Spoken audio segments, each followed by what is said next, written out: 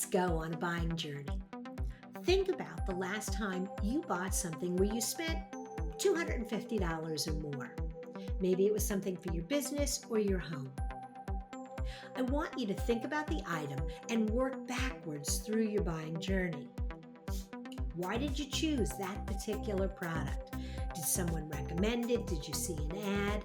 Was there information on social media which made you curious? Write down all the steps in that purchase process. Do this exercise several times for different products so you get a better feel for your typical buying process.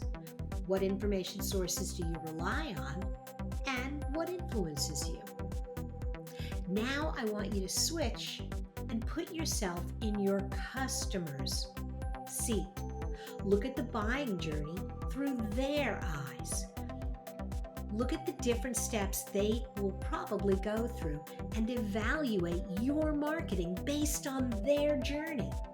Are you delivering information at the right moments? Are you answering the questions they need to have answered in order to decide to buy from you?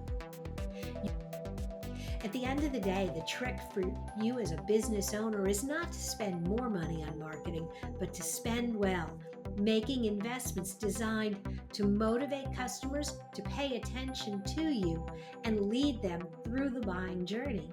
Yes.